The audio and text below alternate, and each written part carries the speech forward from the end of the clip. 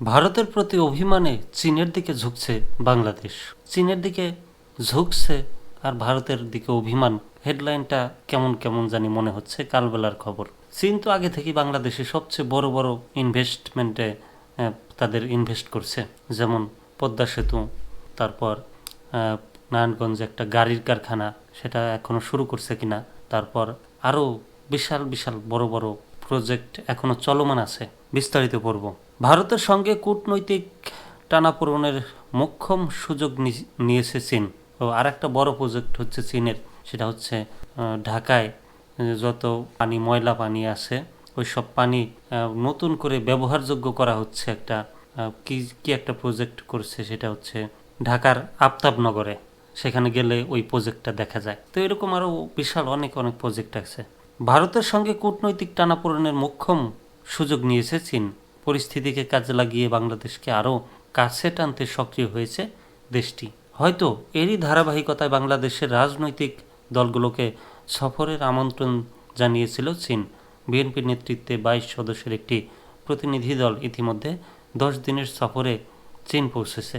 বাংলাদেশের স্থানীয় সময় সোমবার 24 ফেব্রুয়ারি রাত 10:40 চায়না সাউদার্ন এয়ারলাইন্সের একটি ফ্লাইটে ঢাকা ত্যাগ করেন তারা। প্রতিনিধি দলের রাজনৈতিক নেতা, সুশীল সমাজের কর্মী, বুদ্ধিজীবী সহ সাংবাদিকরাও রয়েছেন।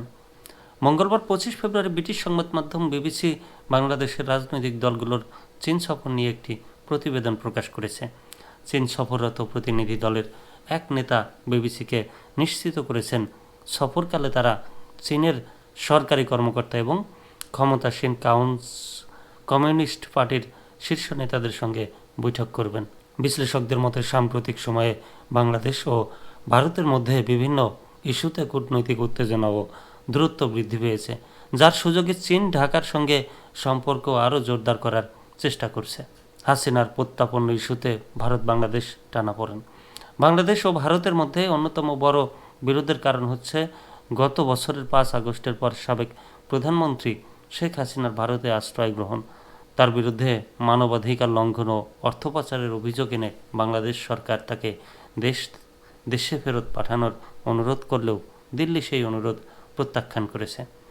বিএনপির সিনিয়র নেতা এবং বেইজিং সফররত প্রতিনিধি দলের প্রধান আব্দুল মঈন খান সংবাদ মাধ্যমটিকে বলেন, এটি মূলত একটি সৌজন্যমূলক সফর যা চীনের উদ্যোগে আয়োজিত হয়েছে।